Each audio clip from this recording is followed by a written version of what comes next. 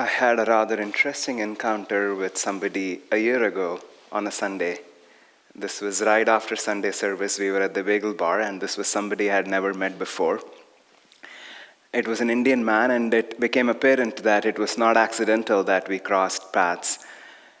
I have to share a little bit of what happened that Saturday before I even tell you more about this encounter. So the day before that Sunday, that evening on a Saturday, I was just reading news on my phone, and this one news article popped out. For some reason, there was just this blurry photo from a surveillance camera. And I started reading this article, and it was about this Indian lady in Chicago who was homeless at that point, and somebody had spotted her. And she was some kind of a great researcher. She had done her PhD in something. She had come from India. And she had had a psychiatric breakdown. So she dropped out of school, and then that's where she was. And nobody knew where she was for some time. I don't remember all the details. And this article was about her parents back in India, who were trying to work through the Indian consulate and the two governments to get their daughter, capture her, I guess, I don't know, somehow back to India so that she could be treated and they could care for her. It was just a very heart-wrenching story. You just think of life situations sometimes and how difficult they can be. And I just scrolled on. There was this moment of just feeling this pain in my heart, but I moved on and I read other news articles. And then this Sunday, I met this man and I started talking to him, and I soon realized that he was conversant in English, but it was not his first language, and certainly not one he could express himself fluidly. And so I started talking to him in Hindi. He was clearly an Indian person and a North Indian person. And then he started sharing this story with me. Such deja vu. He started telling me that his son was one of the brightest minds in India. He's from a small town in North India. And his son was, he accomplished a lot of things. He was a computer science engineer, and he was given a scholarship to come do masters in computer science in Stanford. And he went to school for a year, and after a year, he had a mental breakdown. He had certain conditions. And what happened was he stopped going to classes. With a couple of his classmates, he started a company. He created this startup, and he got investors. When I say he, the group of people, I don't know how many there were. And they were working on this. But soon he was struggling with whatever he had. And he just dropped out, and it was not like they were making money already, but his friends had to cut him off. He was no longer part of that company, and he was not a student, so he didn't have a legal visa status to be in this country, and he was unhoused. And this son happened to be somebody who was just living on these streets around our temple. And so this father obviously found out from his friends, and then he came from India. This was a very humble man. I could see he was not poor, but he had very limited means. He was probably spending his life savings staying here in this country for weeks, trying to figure this out. And so he started telling me the story, and I was like, wow, this sounds awfully familiar. There was a reason perhaps why I read this article last evening. And he was going to be here for another 2 or 3 weeks, and he was staying, I'm trying to remember the name of this place. It's called the Glass Shoe Motel or something like that. Anyway, it's a weird name. That's just an inn that is, a few blocks down on El Camino in Palo Alto. And then we met a few times. After that, he came for maybe a class or a meditation or something. But then a couple of times I just, he didn't have anybody in this country. He couldn't even talk to anyone. He had just been here 4 weeks, and he was just from this small town, and he had no relatives or friends. He was just walking back and forth on El Camino, taking bus 22. He would go to Sunnyvale to Indian grocery stores and get food and keep it in his motel and eat it for the next couple of days. So I offered to cook for him a couple of times. It's one of the ways in which I feel called to serve in this lifetime. And so on a couple of weekdays, he came by, and we would have lunch outside in the piazza, and I just brought homemade food food that I thought, he might have enjoyed back home, because he obviously didn't have anywhere to eat proper healthy food that he might have liked. And there was not a lot of help or support I could offer. Of course, he was doing whatever he could. And interestingly, I also met that son many times. And in fact, this man left at that time, and I couldn't stay in touch with him. But I have seen the son many times since then, even as late as this summer. He still lives around here. And this son was very smart. He somehow, this father was telling me that he somehow figures out real estate listings in the area, and then he knows nobody's living there, and then he would find ways to get into their yards or get into those homes and sleep there overnight and so on. He was truly one of the smartest people, but he was also very disturbed because he came once to see me as well. And very not normal. You will notice, even from a distance, who this man was. So, I was more or less being a listener and being a friend to this Indian man. And once he looked at me and he started sharing his family stories. He started telling me his father, his grandfather, how they all were dedicated to this very ancient and famous temple in this small town in India, and how their whole family was extremely pious and they were priests of this temple. And then I was wondering, why is he telling me all of this? And then he went on, and I realized what he was trying to tell me. He was asking, we did everything right. We got everything right. We were such pious people. We have always been honest. We always made God our central reality. Why did this happen to us? And what do I do now? He wasn't exactly asking those questions, but he was just pausing and expecting me to say something. And I was just, it was one of those moments where, and it's not the first time in my life, you're in these situations where you're like, this is so beyond me. Of course, I feel his pain, and I was trying to offer as much compassion and sympathy as possible, whatever I could do in that moment. But also, I had to just visualize my guru and master just speak through me. This pain is so beyond anything I can comfort. This is beyond anything that I can solve. If there is something that he needs to hear, say through me. And I offered whatever I said. I don't exactly remember all that I said, but I do remember one thing because he texted me back later on. I said, this deity that his family worshipped was a form of Divine Mother. And I said, you have dedicated your life to worshiping God in this form.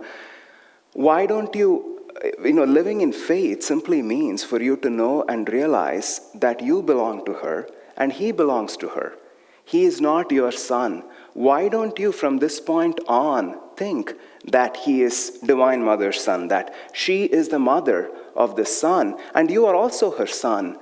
And once you are able to affirm that, then why don't you also tell yourself, develop faith that she knows what she's doing, that whatever is happening, she's taking care of him. And it may not look pleasant right now. For all we know, it may not look pleasant at all in this lifetime. This may not resolve in any way that you wish it would, or it may not resolve in any way at all. You might just go back to India, and this person is not going to ever willingly go back to his family.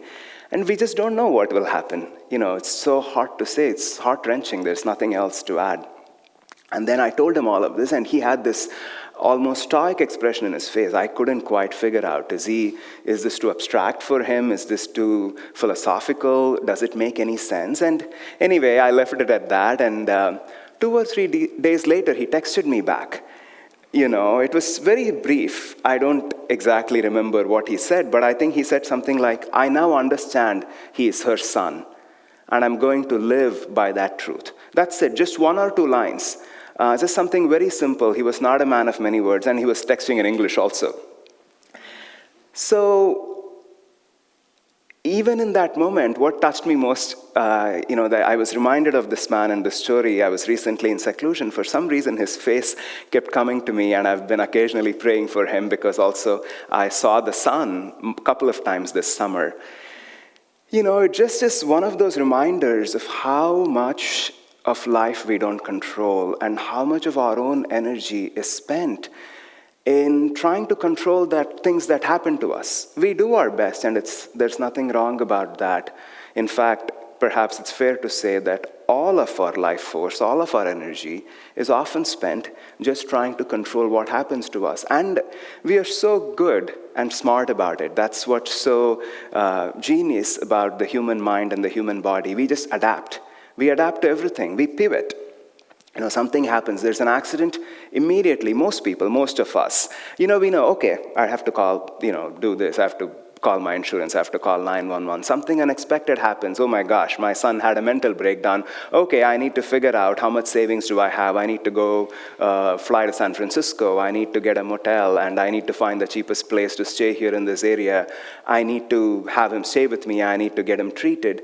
It's just, we keep solving, and something else goes off, and then we find another way to do that. And this keeps going on and on, until sometimes life puts us in places where we just feel lost. We are confused to an extent that we don't quite know what to do. We can still function, perhaps. I'm talking to all of us in this room because we are not the ones having the breakdown. We can function, we can think about it, we can use our rational minds, our bodies can adapt sometimes even to diseases, physical discomforts. However, we are still lost in some ways because we don't know what the end to all of this is. Where is the light? What am I supposed to do? How is this going to solve? And more often than not, all we are saying is, I need help. This idea of surrender is so central and so, it's one of those deepest truths of the spiritual path that makes so much sense in theory. But so often in our lives, it is not always easy. It is not always easy when we are in a situation where we are confused, whether it's as dire as the story I just described or even something simple in our lives. It is hard for us to realize how we can step away so that God can step in. How we can still act but not be under the delusion that we are in charge. And we don't want to be. That's, I think, what I've realized in my own life. When we are really pushed, it's not like we are so desperate to be in charge. It's just that we don't know how else to be. And then life slowly softens us. It breaks us bit by bit, almost looks painful on the outside. And then we start realizing and we start transforming within, where in some ways that light starts to come into our own hearts, and we start feeling, what is trying to happen here? Maybe he's not my son after all. Maybe none of this is what it looks like. I have so little control over what happens to me. And that is such a brute realization for us to live with. It is the truth. It's not something that is so foreign that I'm mentioning right now. But when we start realizing that so deeply, it is almost, heartbreaking in a certain way. But it's from that heartbreak that spiritual progress truly comes. What I shared with him, I want to share a poem, it was just a poem that I had read a long time back. I had to go look it up after that whole interaction because I didn't remember, but somehow that thought came into my mind. There's this book called The Prophet by Khalil Gibran. Maybe some of you have read it. He was I think he was a mystic. He was a great poet and philosopher. And I did not remember these words. I had to go look it up. I just want to share it with you now. Khalil Gibran was a great philosopher, and I think he had some real deep spiritual experiences. I don't know anything about his history. He was a Middle Eastern man, and I think he lived in the US. I don't know much about him. But you will see these poems are very deep and almost allegorical. And he's talking about children, but you will soon see he's talking about a lot more than that. Your children are not your children. They are the sons and daughters of life's longing for itself. They come through you, but not from you. And though they are with you, yet they do not belong to you. You may give them your love, but not your thoughts, for they have their own thoughts. You may house their bodies, but not their souls, for their souls dwell in the house of tomorrow. Again, in the last couple of days, I was thinking about this topic. The story came to my mind, and I was sitting with this poem, and as you sit with it, it becomes very apparent. He's not just talking about children. Every identity that we hold, our thoughts, our attitudes, our talents, our accomplishments, our memories, everything that we hold dear to our hearts, it is the same thing. Maybe I'll read those first two lines again. You could just replace it with literally any word, your thoughts, your attitudes, your accomplishments, your failures. They are not your own. They are simply the expressions of life's longing for itself. They come through you, but not from you. And though they are with you, yet they do not belong to you. It is almost one of those things when we talk about surrender, it's an abstract idea. And sometimes it is very, very difficult to practice. And it is something that I personally, myself, think about a lot.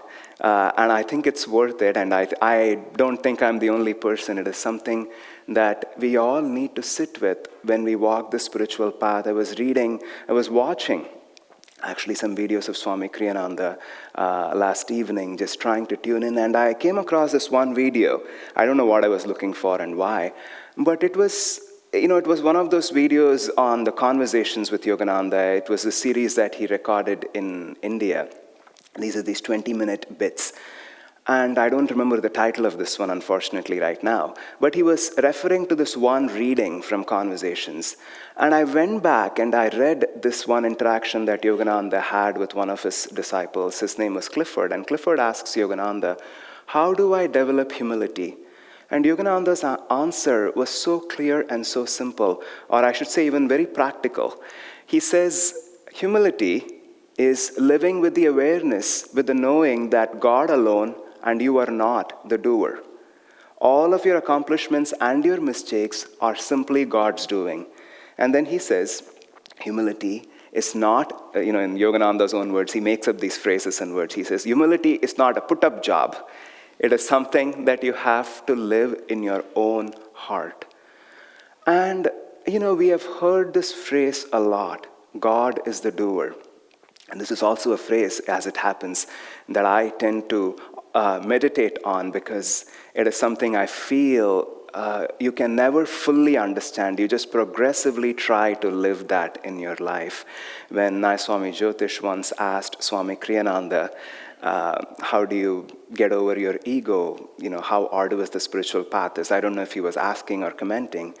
Swami Kriyananda paused whatever he was doing and he gave a very simple answer, almost strikingly simple. He said, it's very easy.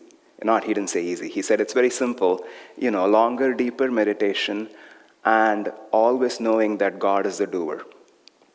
It's as simple as that. But how do we live with this idea? How do we live this notion, this realization that God is the doer? And surrender is part of it.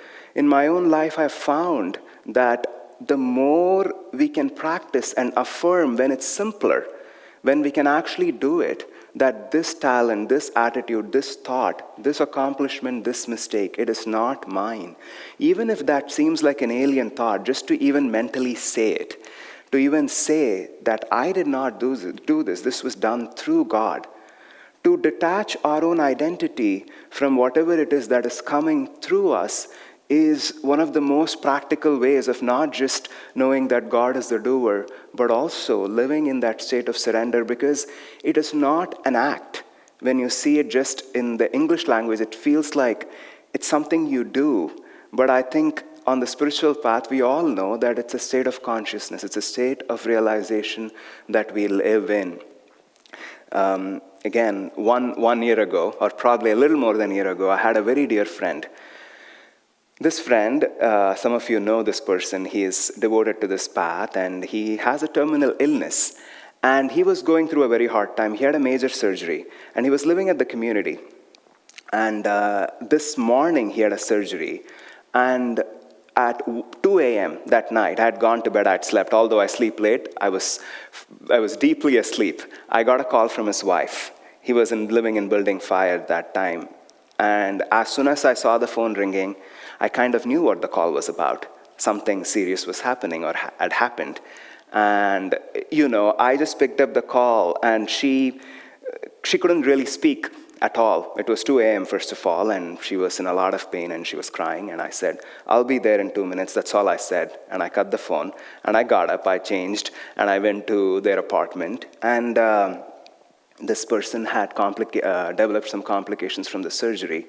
And they had given him a lot of IV and fluid and all of that during the day. And he was discharged by lunch. And this was at 2 a.m. that night. And he had not passed urine. He had not peed until that time. So his bladder was full. And apparently, it's a very excruciating kind of pain. And he had no control over his muscles in the lower part of his body. And this was just such, talk of surrender and situations you don't control. His wife had just had a surgery the previous week. She couldn't move. And so I was trying to figure out, and I was willing to, he couldn't sit or stand, he was just laying. He was always curled up. When you're in pain, you can't lay flat. He was curled up like a comma. And I was ready to carry him. Then somehow we figured out, I didn't carry him. I almost lifted his weight, and we got him into my car. And for some reason, we were trying to act quick, but also do the right thing. We were concerned about calling 911. I was really concerned about taking him in my car. He could leave his body. That wouldn't have been a surprise at all to any of us. His condition was pretty severe. But because all the doctors that were treating him and the surgery was in Stanford, we wanted to make sure that he went to Stanford. And we weren't sure if we called 911 whether they would take him to Stanford. And for various reasons, his wife was pleading to me that, why don't we not call 911? You just take him to Stanford ER.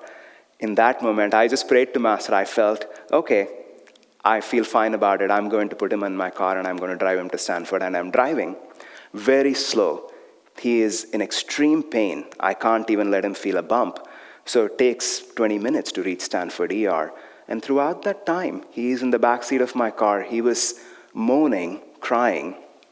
And then he was asking very deep questions, but not like conversational. He was like, why is this happening to me, or something like that. He was saying things almost as a moan, as a cry. And I was saying things to comfort him. I have no memory of what I was saying. We often talk about these topics, about these teachings and the idea of surrender. I'm sure I repeated some things which we had talked about before, because that's a better idea than saying something new that he has to process in that moment so that his memory would kick in. But as I was driving, because of how intense the experience was, it was almost visceral. I was not in physical pain, but I was feeling the intensity of what was happening, and I was having a philosophical crisis. What does it mean? What does it mean to surrender? You're still in pain, and you need to figure out what you do about that pain. You need to figure out, and he was ready to leave the body. He was like, nothing is worth suffering through this pain. I don't know how to even leave the body. That, in essence, was kind of what he was saying me, not in those exact words. But what do you really do? What does it mean in those moments to surrender? And I didn't have an answer. I went to ER. He was, this person, I have known him through these kind of situations. He had what I like to call superhuman pain tolerance. And, we went to the person at the ER reception, and he started talking, and he didn't talk. They started asking him questions, and they asked him to rate his pain out of 10. And he just very calmly, he looked at them. He couldn't even lift his spine. He was always just curled up. He said, a 9 out of 10. And I knew, the whole pain scale, it always fascinates me. I've been in hospitals and with friends and in many situations, I'm sure many of you have, and they ask you to describe your pain on a scale of 0 to 10.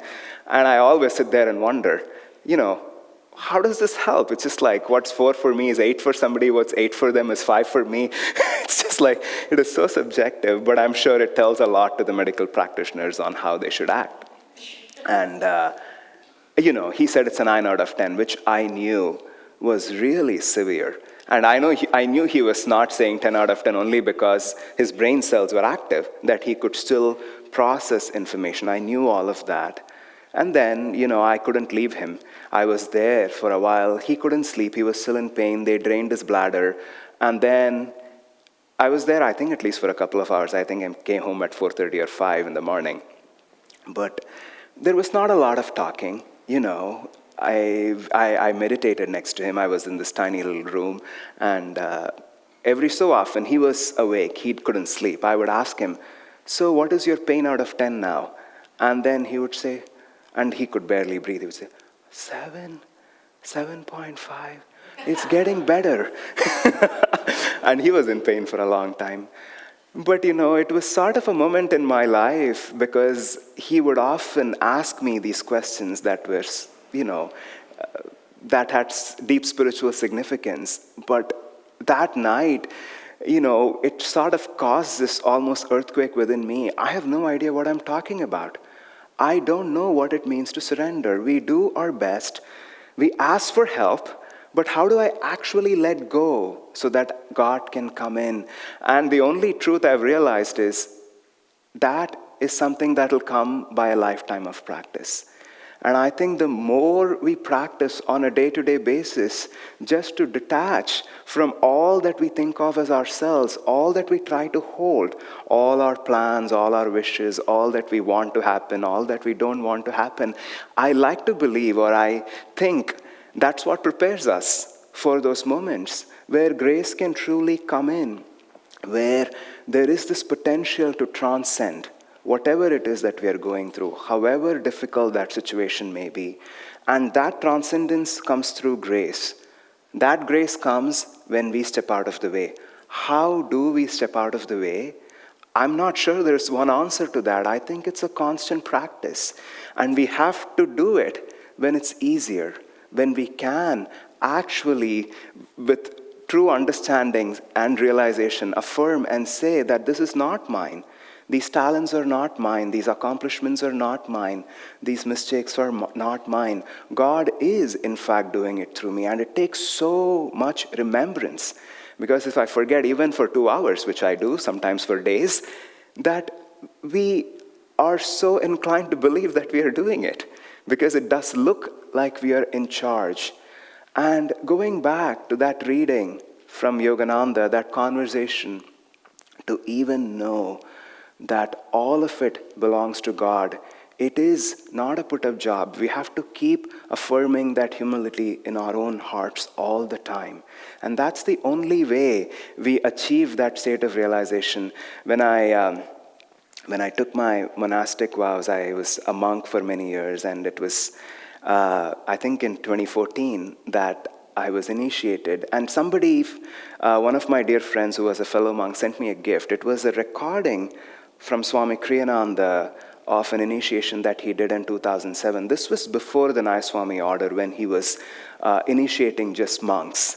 And it was a very powerful recording. I would listen to it over and over again, and I wrote those words down.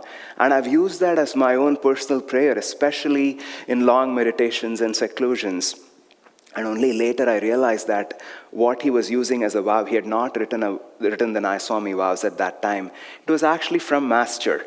It is from Whispers from Eternity, but it's not from the first edition. I don't think the first edition has it. I didn't have time to check, but I'm fairly sure it doesn't have it. It's, I think, from the 6th edition, which was the last one that Master published before he left his body. And I want to read it for you as I end this morning's talk. Or even better, maybe we'll practice it together. This is called the Valiant Vow of Renunciation. So it is a very serious vow. Swamiji himself mentioned, I think, that this is actually the highest vow. So, it is a very serious prayer in a certain sense. But this morning, let's tune into that highest spiritual aspiration in ourselves as we hear these words of Yogananda, and you can repeat them after me. This is called the Valiant Vow of Renunciation. My body, mind, and soul come from Thee, O God. My body, mind, and soul come from Thee, O God. And unto Thee I dedicate them. And unto Thee I dedicate them. Let my love become Thy love. Let my love become Thy love. Let my life become Thy life. Let my life become Thy life. Let my desires become Thy desires. Let my desires become Thy desires. Let my soul become thy spirit. Let my eyes behold as thou beholdest. Let my ears listen to thy truths alone. Let my mind become thy mind. Let my intellectuality become thy wisdom. Let my love seek nothing but thy love. Thou art my only beloved, who will always love me. Let my inspiration be to carry out thy will gladly. I will reason. I will. I will act. But guide thou my reason, will, and activity to the right path in every action. Om Shanti Shanti. Amen.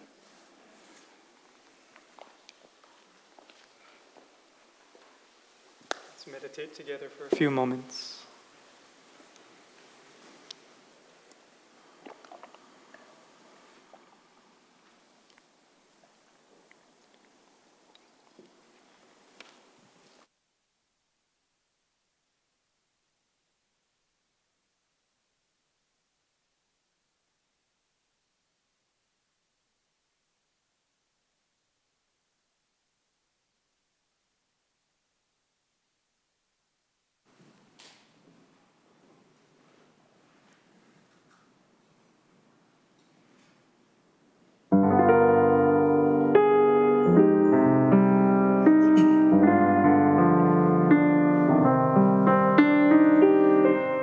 Love is all I know, sun rays on the snow of a winter long, in darkness without song.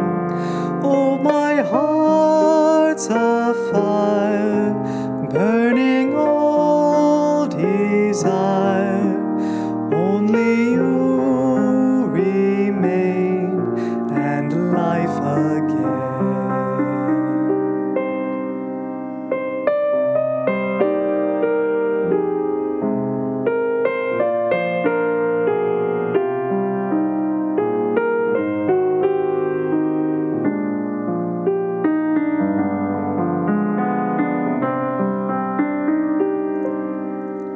Too long I did stray, flung lifetimes away, imagined you did not care. I know now your smile was mine all the while. I listened and love was there. I can't breathe for love, all the stars above call to me, come home. Life's waves all end in foam. Oh, my heart's afire, burning all desire, only you